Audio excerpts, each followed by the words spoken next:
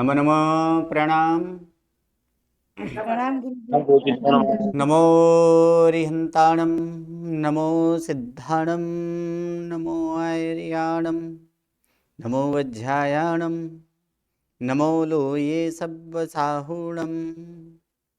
एषो पञ्चमुक्कारो शब्बपावपणासनो मङ्गलानं च सब्बेसीं परमं हवै मङ्गलम्। अज्ञानतिमिरन्धानां ज्ञानञ्जनशलाकया नेत्रम् उन्मीलितं येन तस्मै श्रीगुरवे नमः। परम पूज्य पूज्यपाद कलिकाल सर्वज्ञ हेमचंद्र सुरेश्वर जी महाराजा के द्वारा विरचित सिद्ध हेम शब्दानुशासन नामक व्याकरण ग्रंथ और इसी व्याकरण ग्रंथ से उद्धरित पंडित वर्य शिवलाल जी द्वारा रचित हेम संस्कृत प्रवेशिका प्रथमा, मध्यमा और उत्तमा ऐसे 3 विभागों से विभाजित हेम संस्कृत प्रवेशिका और इसी हेम संस्कृत प्रवेशिका प्रथमा और प्रथमा के प्रथम प्रकरण अर्थात क्रियापद प्रकरण और इसी क्रियापद प्रकरण में हम अभ्यास कर रहे हैं आत्मनेपदी और उभयपदी। आत्मनेपदी और क्रियापद और उभयपदी क्रियापद की सिद्धि करने से पहले उनके जो नियम हैं उसी नियम का अवलोकन कर रहे हैं और उस नियम के अनुसार कल हम लोग देखे कि आत्मनेपदी धातुओं को आत्मनेपदी का प्रत्यय लगता है। जिस प्रकार परस्मैपदी धातु के साथ परस्मैपदी के प्रत्यय लगते हैं उसी प्रकार आत्मनेपदी धातु के साथ आत्मनेपदी के प्रत्यय लगते हैं। और आत्मनेपदी के प्रत्यय कौन कौन से हैं तो वो आपके स्क्रीन पर यहाँ पर लिखा गया है, दिया गया है।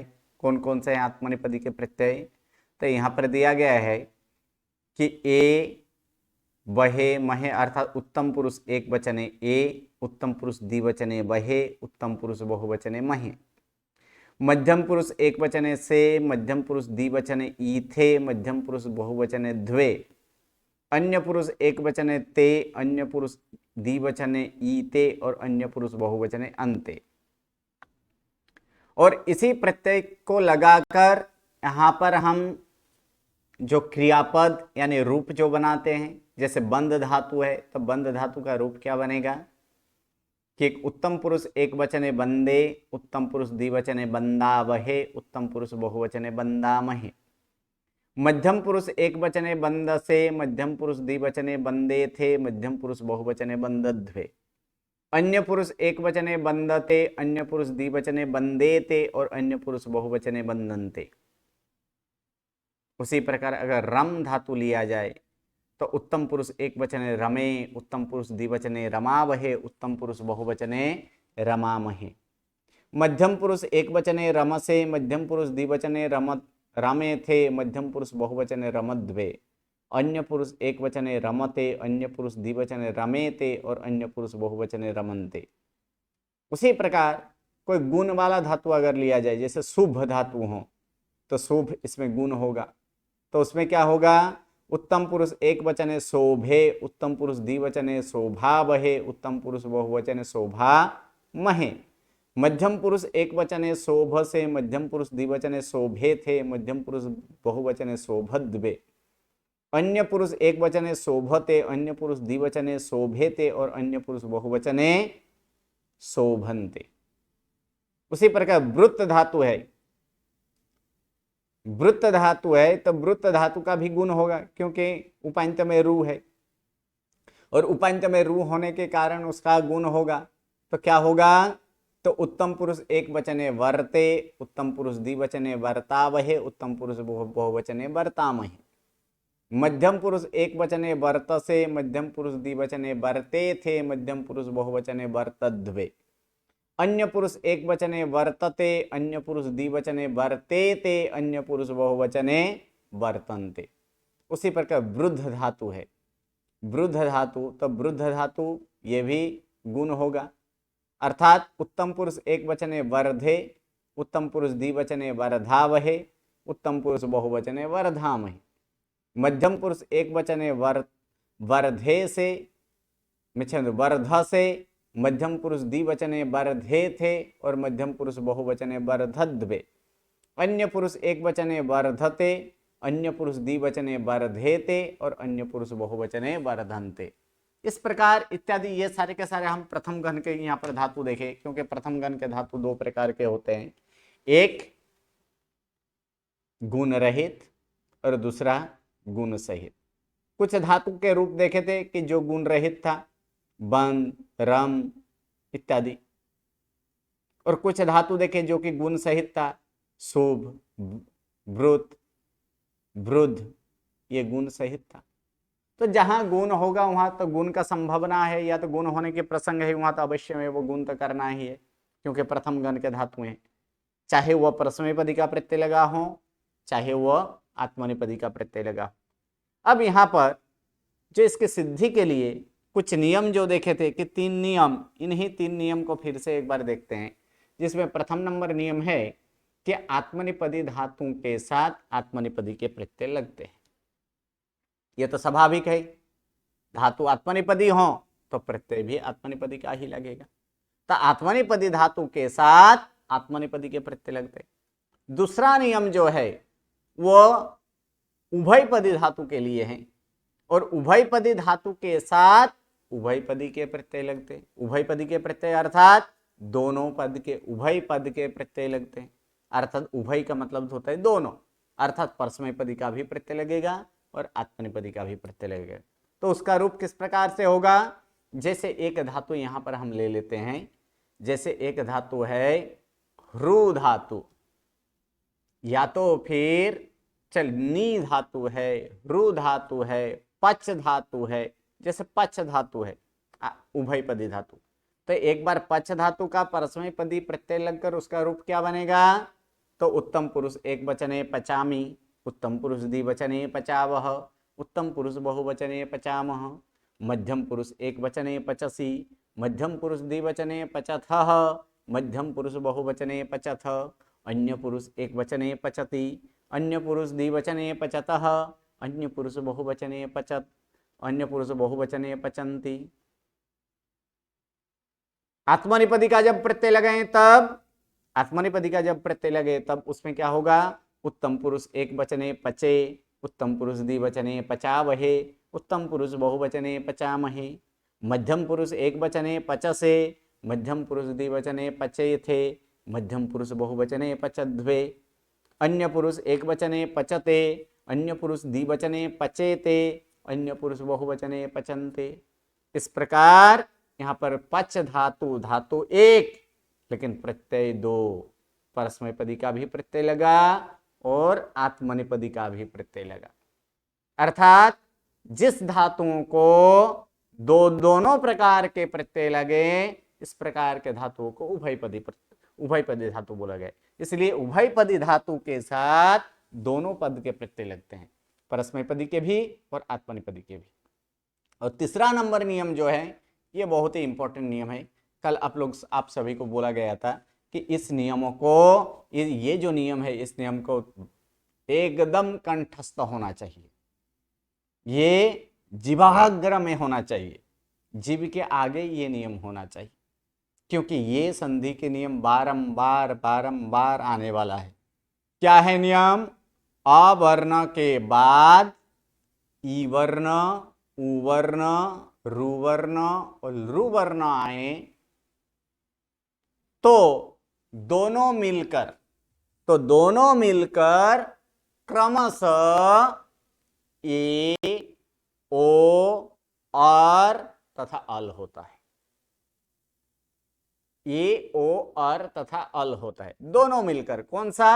अवर्ण और ई वर्ण दोनों मिले तो ए होगा, अवर्ण और उ वर्ण दोनों मिले तो ओ होगा, अवर्ण और रु वर्ण दोनों मिले तो अर होगा, अवर्ण और लृ वर्ण दोनों मिले तो अल होगा। लेकिन इसमें सिर्फ इतना निश्चित है कि इसका स्थान का परिवर्तन नहीं करना है। अगर स्थान का परिवर्तन कर देंगे तो फिर संधि के नियम भी बदल जाएगा। अर्थात जिसका स्थान जहां हो वहीं पे उसका स्थान वहीं पे रखना है। क्या बोला गया नियम पे? अ वर्ण के बाद, यानी पहले अ और उसके बाद ई वर्ण आए तो ही दोनों मिलकर ए होगा। अर्थात इस प्रकार, यानी यहां पर अवर्ण यानी अ प्लस यहां पर ह्रस्व ई लिखेंगे तो ही ए होगा। लेकिन इसका स्थान का परिवर्तन कर दें, स्थान का परिवर्तन अर्थात पहले ई ले लें और उसके बाद अ ले लें तो भी क्या होगा? ए होगा नहीं, क्योंकि ये नियम अनुसार नहीं हो रहा है।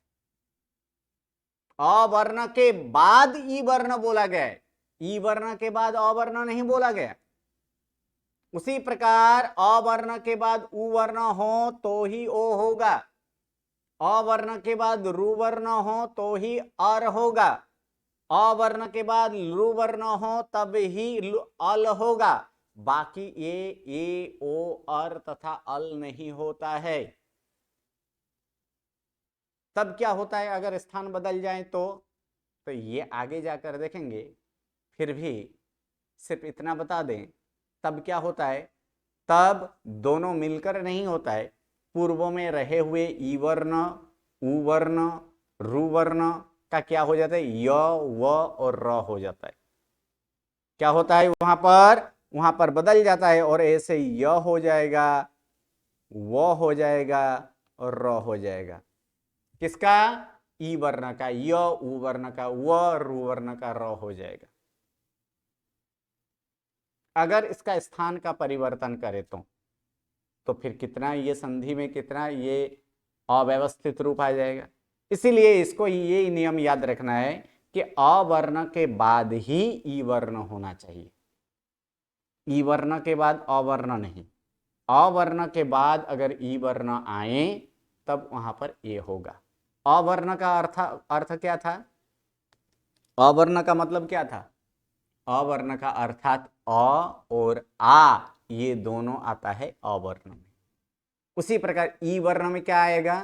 ह्रस्व और दीर्घ ई, यानी 2 2 4 है, यानी ए बनने का 4 कारण है। कल हम लोग देखे थे कौन से? अ प्लस ई करेंगे तो भी ए होगा, अ प्लस आ प्लस ह्रस्व ई करेंगे तो भी ए होगा, अ प्लस अ प्लस दीर्घ ई करेंगे तो भी ए होगा, आ प्लस दीर्घ ई करेंगे तो भी ए होगा। तो ये 4 जो है, ये 4 का कौन सा उदाहरण है? तो यहाँ पर ये उदाहरण हम देखते हैं। सबसे पहले अ वर्ण के बाद ई वर्ण वाला, पहले अ के साथ ले लेते हैं ह्रस्व वाला। अ के साथ यहाँ पर ह्रस्व वाला देखिए, तो अ प्लस ह्रस्व ई संधि क्या हुआ है? ए। अ प्लस ह्रस्व उ क्या संधि हुआ? अ प्लस ह्रस्व रु क्या संधि हुआ? और अ प्लस ह्रस्व रु क्या संधि हुआ? अल। ये सारे अ के साथ देख लिए। अब आ के साथ देखते हैं। आ प्लस ह्रस्व ई करें तो भी ए, आ प्लस ह्रस्व उ करे तो भी ओ, आ प्लस ह्रस्व रु करे तब भी अर, और आ प्लस ह्रस्व रु किया जाए तो भी अल। ये सिर्फ ह्रस्व के साथ ही किए, ह्रस्व ई ह्रस्व उ ह्रस्व रु ह्रस्व रु तक। उदाहरण है कुछ इसका? इस प्रकार के संधि का कोई उदाहरण है क्या? हाँ है। तो चलिए एक एक उदाहरण देखते हैं जिसमें अ हो और ई हो। तो उदाहरण यहां पर देखेंगे कि सूर प्लस इंद्र, सूर प्लस इंद्र।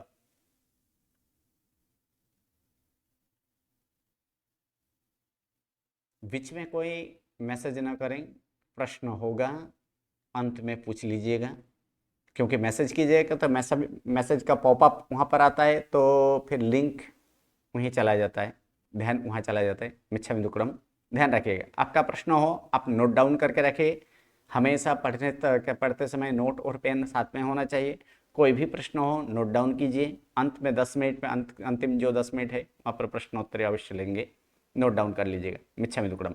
चलिए यहाँ पर ये बात है कि अ प्लस ह्रस्व ई बराबर क्या होता है? ए। तो ए होने का 4 कारण हम लोग देखें, कौन कौन से 4 कारण, तो उसको एक बार फिर से मैं लिख देता हूं। अ प्लस ह्रस्व ई, तब क्या होगा, ए होगा। फिर दूसरा नंबर पे आ प्लस ह्रस्व ई करेंगे तो भी ए होगा। तीसरा नंबर पे अ प्लस दीर्घ ई करेंगे तो भी ए होगा। और चौथा कारण आ प्लस दीर्घ ई करेंगे तो भी क्या होगा, तो भी ए होगा। जिस प्रकार ये 4 कारणों से बन रहा है, उसी प्रकार ओ भी 4 कारणों से बनेगा। ह्रस्व ई के जगह, यानी ई के जगह ऊ कर दीजिए, ई वर्ण के जगह ऊ वर्ण कर दीजिए और कुछ नहीं। अ प्लस ह्रस्व ऊ तो ओ होगा, अ प्लस आ प्लस ह्रस्व ऊ तो भी ओ होगा, अ प्लस दीर्घ ऊ तो भी ओ होगा, आ प्लस दीर्घ ऊ करे तो भी ओ होगा।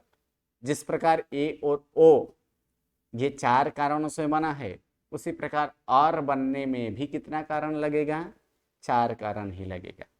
उसी प्रकार ऑल बनने में भी कितने कारण लगेगा, 4 कारण लगेगा। चलिए इन सब का एक एक उदाहरण देख लेते हैं। आप सबको ऐसे ही एक नहीं अनेकों उदाहरण बनाना है। जैसे प्रथम नंबर नियम क्या है, अ प्लस ह्रस्व ई करेंगे तो फिर क्या होगा, दोनों मिलकर क्रमशः दोनों मिलकर ए हो जाता है। ये हम नियम में देखे। अ वर्ण के बाद ई वर्ण आए, अगर दोनों मिल जाएं तो उसमें क्या होगा, ए होगा। तो यही बात यहां पर देखेंगे, सूर प्लस इंद्र। तो देखिए सूर प्लस इंद्र, अ प्लस ई है कि नहीं, हमें ई तो साक्षात दिख रहा है कि यहां पर ये ई है, लेकिन अ कहां है, अ कहीं दिख रहा है, सूर प्लस इंद्र में अ कहीं दिख रहा है। तो यहां पर अगर देखेंगे अ कहीं है इसका, तो किसमें अ दिखाई देगा आपको, सूर प्लस इंद्र में। यहाँ पर ई तो दिख रहा है,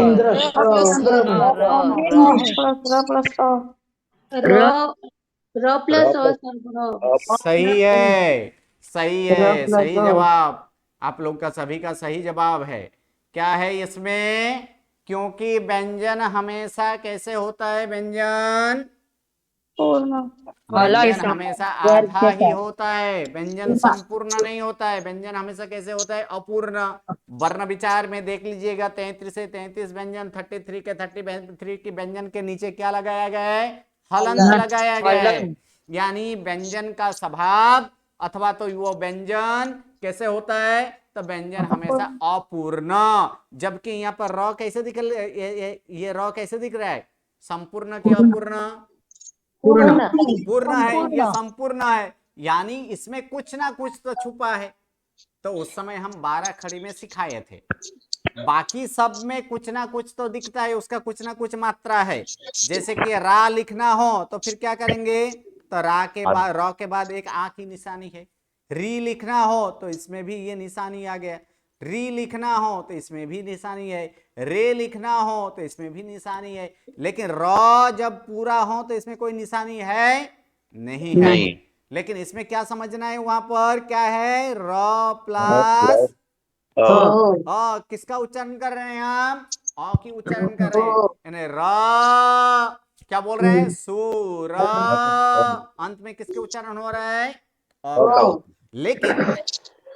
लेकिन हम गलती क्या कर देते हैं, बोलने में, उच्चारण में गलती कर देते हैं। क्या बोलते हैं सामान्य से, सुर प्लस इंद्र। अगर सुर बोलेंगे तो फिर कैसे लिखा जाएगा, र के नीचे हलंत आ जाएगा, हलंत वाला, हलंत आ जाएगा। तो लेकिन ये क्या हलंत है इसमें, नहीं। अगर इसी तरह से अगर गलती उच्चारण करे, असभ्य उच्चारण करे, असंस्कारित उच्चारण करे, तो फिर क्या होगा, ज्ञानावरणीय कर्म का अधिक से अधिक बंध होगा। इसलिए जिसको जो स्वरूप में है उसी स्वरूप में उसे बोलना चाहिए। ये सुर प्लस इंद्र ये गलत है। क्या है, संस्कृत पढ़ रहे हैं तो संस्कृत की तरह वहां पर आधा तो है नहीं। कब आधा का उच्चारण करेंगे, जहां पर जोड़ा अक्षर हो या तो हलंत वाला हो। यहां पर हलंत है नहीं है, तो इसका आधा उच्चारण करना भी नहीं है। क्या उच्चारण करना है, पूरा उच्चारण करना है। सूर, क्या बोलना है इसमें, सूर प्लस इंद्र। अगर ऐसे उच्चारण करेंगे तो फिर हमें समझ में आ जाएगा कि रॉ में क्या छुपा हुआ है, इसमें अ है। लेकिन सुर प्लस इंद्र करेंगे तो फिर समझ में आएगा नहीं आएगा। तो उसी प्रकार सूर प्लस इंद्र। अब नियम देखिए, नियम को याद कीजिए। अ वर्ण के बाद ई वर्ण, तो सूर, सूर में र में क्या है, अ है, और उसके बाद क्या है, इंद्र का ई आया है। तो अ वर्ण और ई वर्ण ये है कि नहीं है, है। तो फिर ये दोनों मिलकर क्या हो जाएगा, ए हो जाएगा। अ और ई मिल गया तो ए बन गया। तो फिर यहां पर क्या हुआ, सुरेंद्र। सूर प्लस इंद्र बराबर क्या होगा, सुरेंद्र। उसी प्रकार का उदाहरण बहुत सारे हो सकता है। जैसे देव प्लस इंद्र क्या होगा, देवेंद्र। नर प्लस इंद्र नरेंद्र। तो इसी प्रकार यहां तो मैंने एक उदाहरण दिया है, आपको इसी का दूसरा और 5-5 उदाहरण ढूंढकर लिख लेना है। ठीक है। तो ये अवर्ण प्लस ई वर्ण यानी अ प्लस ह्रस्व ई बराबर क्या होता है, ए होता है, जिसका उदाहरण यहां पर हम दिए सुरेंद्र। अब अ प्लस ह्रस्व उ, अ प्लस ह्रस्व उ का उदाहरण तो उसी प्रकार पर प्लस उपकार। ह्रस्व उ तो यहां तो दिख रहा है, लेकिन यहां पर अ है तो है। जैसे अभी हम देखे कि र में अ छुपा हुआ है। तो पर प्लस उपकार, अ प्लस ह्रस्व उ हुआ कि नहीं हुआ। तो अ वर्ण और उ वर्ण दोनों मिलकर क्या होता है, ओ होता है। सही बात है। तो दोनों मिलकर ओ हो जाएगा। तो फिर क्या बनेगा, परोपकार। क्या बोले, परोपकार। परोपकार।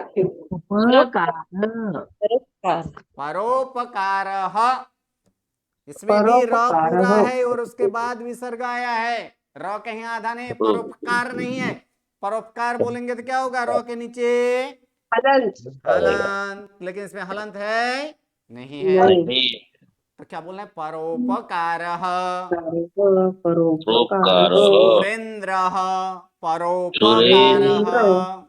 तो इस प्रकार के इसका उच्चारण में भी आदि हमें यहां भी ध्यान रखना है। अब आगे जैसे अवर्ण और उ वर्ण दोनों मिलकर ओ हुआ है, उसी प्रकार अवर्ण प्लस रु वर्ण यानी अ प्लस ह्रस्व रु, तो ये दोनों मिलकर क्या होता है, अर होता है। तो जैसे देव प्लस ऋषि, देव प्लस ऋषि, देवों में अ और उसके बाद रु आया है। अब ये देवर्षि हो गया है। आपको अब याद करना होगा संयुक्त अक्षर कैसे बना है। संयुक्त अक्षर में जब रेफकार कैसे बनता है, तो रेफकार क्या होता है, जब आधा र हो और उसके बाद कोई व्यंजन हो, ऐसे कोई ऐसे व्यंजन हो, तब क्या होता है, ये र का रेफकार होता है। तो इसमें देवर्षि क्यों हो गया, तो इसका विश्लेषण कर लेना। विश्लेषण करेंगे तो फिर क्या होगा, तो देवों में दे व प्लस अ प्लस इसमें क्या बना है, इसमें रु, और अ और रु दोनों मिलकर क्या हो गया, फिर श प्लस ह्रस्व ई है। तो अ और उ दोनों मिलकर क्या बना है, अ और रु, तो और बन गया। तो यहां पर हमारा क्या बचेगा, तो देव प्लस और प्लस इसमें सी है, ये सी यहां पर कर देते हैं। देवों में अ पूरा हो जाएगा अर्थात देव।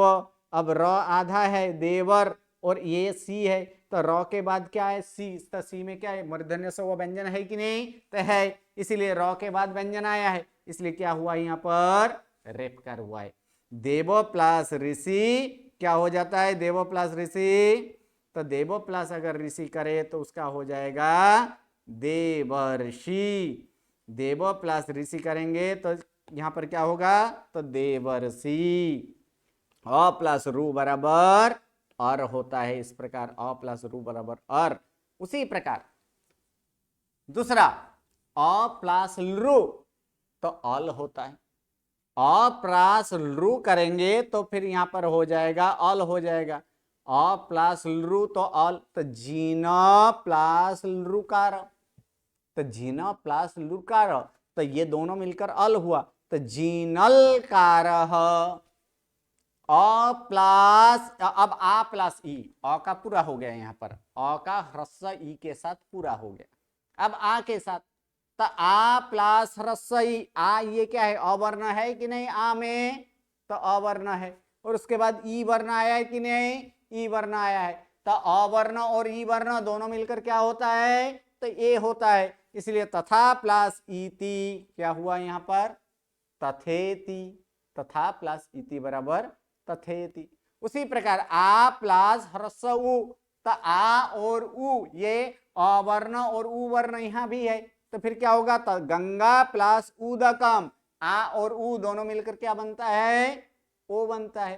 तो फिर क्या हो जाएगा यहाँ पर, गंगोदकम, गंगा प्लस उदकम इति गंगोदकम।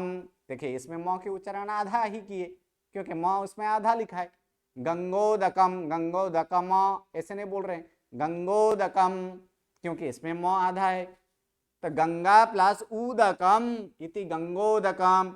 आ प्लस रु, तो महा प्लस ऋषि, इसमें भी और होता है, यानी महर्षि, महा प्लस ऋषि इति महर्षि। उसी प्रकार आ प्लस लृ, आशा प्लस लृकार, तो यहां पर क्या हो जाएगा, आसलकार, आशा प्लस लृकार इति आसलकार। अब यहां पर ह्रस्व वाला पूरा हुआ, अब दीर्घ वाला का चालू करेंगे। अ प्लस दीर्घ ई तो भी क्या होगा, ए होगा। अ प्लस दीर्घ ई तो भी ए होता है। जैसे तो परम प्लस ईश्वर इति परमेश्वर, परम प्लस ईश्वर इति परमेश्वर। अ प्लस दीर्घ उ, तो भाव प्लस ऊर्मी इति भावोर्मी। अवर्ण और उ वर्ण है, दोनों मिलकर ओ हुआ है, यानी क्या हो गया, भावोर्मी। उसी प्रकार सर्व प्लस रुकार, सर्वरकार, सर्व प्लस रुकार इति सर्वरकार। अ प्लस दीर्घल रू, गज प्लस लृकार, ये दीर्घल रू का निशानी है, गज प्लस लृकार इति गजलकार। अब आ प्लस दीर्घ ई, अब दीर्घ प्लस दीर्घ का करेंगे, आ प्लस दीर्घ ई तो भी ए होगा। लंका प्लस ईश इति लंकेश। महा प्लस ऊर्जा, आ प्लस दीर्घ उ तो ओ होगा, महा प्लस ऊर्जा इति महोर्जा। शिल्पा प्लस रुकार इति शिल्परकार, क्योंकि इसमें और होता है इसलिए शिल्परकार। माया प्लस लृकार इति मायल मायलकार। इस प्रकार अवर्ण के बाद अगर ई वर्ण आए तो दोनों मिलकर ये होता है, अवर्ण के बाद अगर उ वर्ण आए तो दोनों मिलकर ओ होता है, अवर्ण के बाद अगर रु वर्ण आए तो दोनों मिलकर अर होता है, अवर्ण के बाद अगर लृ वर्ण आए तो दोनों मिलकर अल होता है। अर्थात सामान्य से अगर कहा जाए ए बनने के कारण कितने हैं, ए बनने के कितने कारण है, तो ए बनने के कारण यहां हम लोग देखें, ए बनने के कारण कितने होंगे, कितने कारण से ए बनते हैं, चार, चार कारण से। उसी प्रकार ओ बनने में कारण कितने हैं, चार, चार।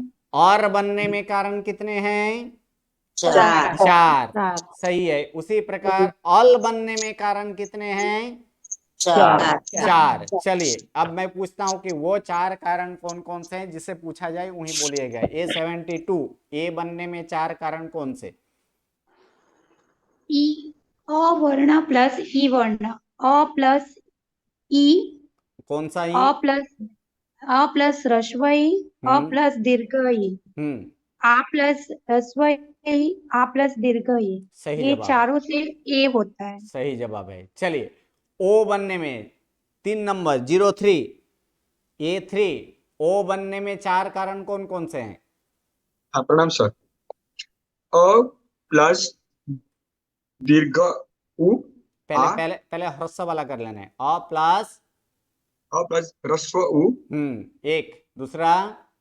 प्लस दीर्घ उ, दीर्घ उ, दो हुआ। उसके बाद आ के साथ दो, आ आ प्लस, प्लस ह्रस्व उ, सही है, आ प्लस दीर्घ उ।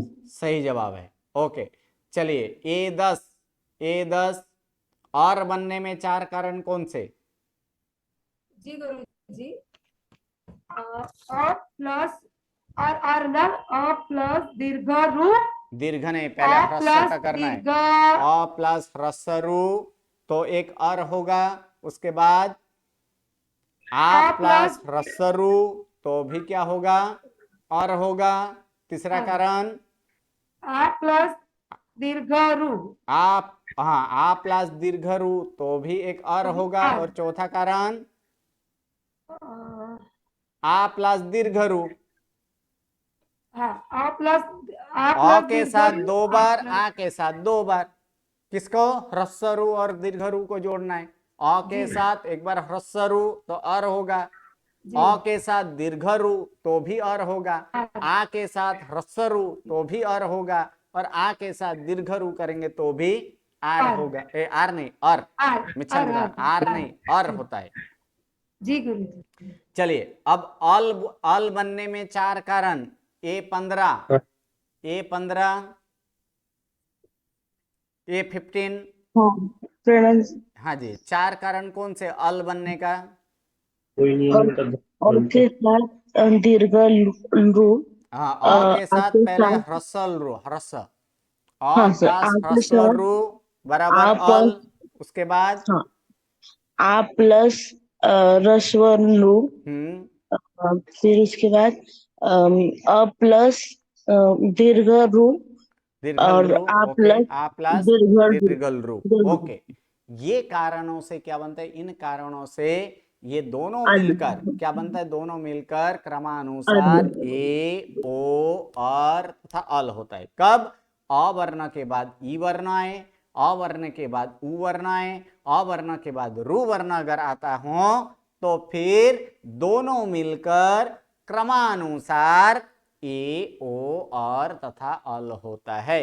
कौन सा? अवर्ण और ई वर्ण दोनों मिलकर ए होगा, अवर्ण और उ वर्ण दोनों मिलकर ओ होगा, अवर्ण प्लस रू वर्ण अगर मिले तो अर होगा, और अवर्ण प्लस रू वर्ण मिले तो फिर क्या होगा? अल होगा। कल हम लोग देखे थे उसके बाद कि एक बंदे थे कर रहे थे, कि बंदे थे कैसे बन गया, अर्थात बंदे ते कैसे बन गया। तो हमारे पास धातु क्या था? कौन सा धातु था? बंध। कौन से गण के धातु है बंध धातु? प्रथम गण के। तो विकर्ण प्रत्यय क्या लगेगा? अ, और यहां पर प्रत्यय लगाएं ई थे। क्या लगाएंगे? ई थे। अब नियम देखिए, अवर्ण और ई वर्ण आया है कि नहीं आया है? अवर्ण और ई वर्ण आया है ना। अ के जी। बाद ह्रस्व ई, तो अवर्ण और ई वर्ण दोनों मिलकर अभी अभी नियम में क्या देखे? अवर्ण और ई वर्ण दोनों मिले तो क्या होता है? ए, ए, ए। यानी अ और ई दोनों मिल गया तो ई थे के जगह क्या हो जाएगा? ए थे। अब इसको हम पद बना देंगे तो फिर क्या होगा? बंदे थे होगा कि नहीं होगा? इस प्रकार बंदे थे। उसी प्रकार अवर्ण के बाद ई वर्ण आए तो उसी पर बंदे थे, अन्य पुरुष एक वचन द्विवचन, तो बंद प्लस अ प्लस, अब यहां पर प्रत्यय क्या है? ईते, इते, ईते। तो यहां भी देखिए अवर्ण और ई वर्ण दोनों मिलकर क्या हो जाएगा? ए हो जाएगा, ए, अर्थात बंद प्लस एते। एते। तो दोनों मिलकर क्या, अब क्या पद बन जाएगा? बंदेते। बाकी तो कल तो हम तो देख लिए थे, बाकी कितना, ये जो दो था ये संधि के, इस संधि के नियम से ये बन चुका है बंदे थे और बंदे थे। तब यहां पर था कि ईथे प्रत्यय है, लेकिन बंदा, लेकिन यहां पर क्या बन रहा था? ए बन रहा था, ए थे, ए थे। इसीलिए कल वहां पर क्या बोला गया था? मैंने बोला था कि ई के जगह ए कर दीजिए। क्यों? तो इस नियम के अनुसार। वो एक ट्रिक सा, नियम कुछ नहीं था, सही में नियम तो ये है कि अवर्ण और ई वर्ण दोनों साथ में मिले तो ए बनता है। इसी कारण से वहां पर ए किए थे कि बंद प्लस अ प्लस ईते तो क्या हो जाएगा, बंदेते। वंद प्लस अ प्लस ई थे तो क्या हो जाएगा, बंदे थे। इस प्रकार से होता है। अब सबसे पहले रूप को देखेंगे और रूप देखने के बाद इन सब की सिद्धि किस प्रकार से होती है वो देखेंगे। चलिए, अब जिसका भी प्रश्न हो वो एक एक करके हैंड राइजिंग कर ले, हम प्रश्नों का जवाब देंगे। जिसका भी प्रश्न हो उन्हीं हैंड राइजिंग करें, बाकी हैंड राइजिंग नहीं। ओके, A72 क्या प्रश्न है? गुरुजी आपने अभी बीच में रेफकार का कुछ बताया, वो मीन्स एक बार बताएंगे क्या? रेपकार, हाँ, रेपकार कैसे होता है तो देखिए, रेपकार और रफला दोनों याद है कि नहीं है? रेपकार किसे कहा जाता है कि माथा के ऊपर जो आता है ना, तो उसे क्या बोला जाता है, उसे ये रेपकार। और रफला तो नीचे जो नीचे वाला ऐसे लाइन आए उसे क्या बोला जाएगा, रफला। जैसे कि यहां पर लिखे कि कर्म, तो ये म के ऊपर जो ये आया इसको क्या बोला जाएगा, रेपकार। लेकिन इसी प्रकार प्रथम, तो ये प के नीचे जो आया इसे क्या बोला जाएगा, रफला। तो अब देखिए, रफला बोलते हैं। रफला, रफला। अच्छा, तो ये ऊपर वाला जो है इसे रेपकार, नीचे आए तो रफला। तो कब होता है, तो सिर्फ इसका आगे पीछे चेंज हो ना तभी हो जाता है। क्या बोला गया है, अगर र आधा हो और उसके बाद कोई व्यंजन आए, उसके बाद कोई व्यंजन आए तब क्या होगा, रेफकार। ठीक है, कब हुआ कि पहले आधा र और उसके बाद अगर व्यंजन आए तो फिर क्या होगा, रेफकार। दूसरा, अगर र संपूर्ण हो, यानी मिच्छानुक्रम, र को बाद में लेना है, पहले कोई व्यंजन आधा, आधा व्यंजन और उसके बाद अगर र पूरा हो तो फिर वो क्या हो जाएगा, रफला। तब वहां पर क्या हो जाएगा, रफला। इस प्रकार से, क्योंकि प आधा और र पूरा हो, क्योंकि उसके बाद हम उच्चारण क्या करते हैं, इसका उच्चारण क्या करेंगे, प्रथम नहीं ये सिर्फ क्या उच्चारण प्र है इसका, प्र। तो इसमें र का उच्चारण क्या करते हैं, पूरा कर रहे हैं कि नहीं, र में अ बोल रहे हैं कि नहीं, हाँ, प्र यानी क्या है कि र संपूर्ण है और किसको आधा बोल रहे हैं, प को। तो इसीलिए व्यंजन आधा हो और र संपूर्ण हो तब क्या आएगा, रफला आएगा। लेकिन इसका उच्चारण क्या करेंगे, कर्म। तो इसमें क्या, कर्म, तो इसका उच्चारण क्या कर रहे हैं, आधा र कर रहे हैं कि नहीं, इसीलिए आधा र और उसके बाद अगर व्यंजन आए तो वह रफला होता है।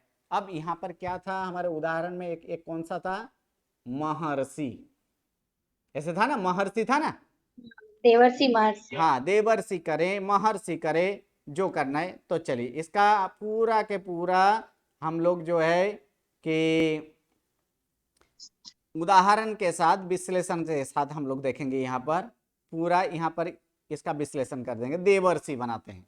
चलिए, तो देवर्षि जब बनाएंगे तब क्या होगा, द प्लस ए प्लस व प्लस अ प्लस ये रू था ना, ये यहाँ पर ऋषि था ना, रू प्लस स प्लस ह्रस्व ई, अच्छा अनुक्रम दीर्घ ई नहीं, क्या करना है इसको, ह्रस्व ई करना है। तो ये जो है, अब इसका देख लीजिए, एक एक करके जोड़ते जाइए। अब अ और रू दोनों मिलकर क्या बनता है, अभी अभी देखें हम लोग, अ और रू आए तो दोनों मिलकर क्या हो जाएगा, और होगा ना। तो इसके जगह हम और कर देंगे, बाकी सेम टू सेम रखते हैं। बाकी इसको जोड़ना है तो जोड़ दीजिए, अ और द और ए दोनों मिलकर क्या हो जाएगा, दे होगा, दे। और उसके बाद व आधा ही रखिए अभी तक। उसके बाद ये अ और रू दोनों मिलकर क्या हो जाएगा, और होगा ना, और होगा, ठीक है। और यहाँ पर सी का शी ही कर दें, क्योंकि इसका काम नहीं है हमारे, तो यहाँ पर काम है।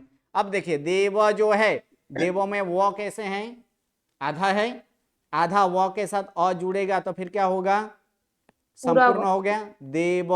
उसके बाद र है और उसके बाद सी में कैसे हैं, स के बाद ई आता है ना, यानी आधा र और उसके बाद व्यंजन आया कि नहीं आया, हाँ, इसीलिए क्या होगा, ये रेपकार होगा, इसीलिए ये रेपकार हुआ है, देवर्षि। धन्यवाद। ओके, चलिए A34, A34। जी प्रणाम पंडित जी। हाँ जी। ये हम हेलो। हाँ जी बोलिए।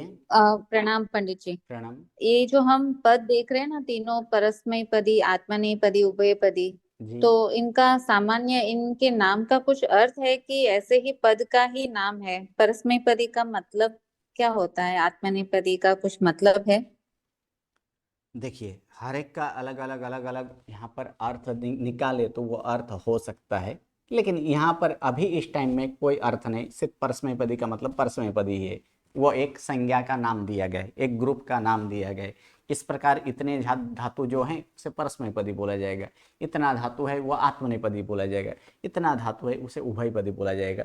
बाकी सामान्य से कोई ऐसे उसका एक एक अगर विशेष रूप स्वरूप से देखें तो उसका भी अर्थ एक एक का निकल सकता है। जी प्रणाम। ओके, हाँ जी प्रणाम। चलिए A05। हाँ प्रणाम गुरु प्रणाम। जी। गुरु जी वो दय का हाँ जी। अर्थ क्या है? दय, द एक, दय का अर्थ क्या है? इधर ये धातु लिखा है ना, वर्धे के नीचे ड एक, उसका मीनिंग क्या होता है फिर? कहाँ पर? Page number 74।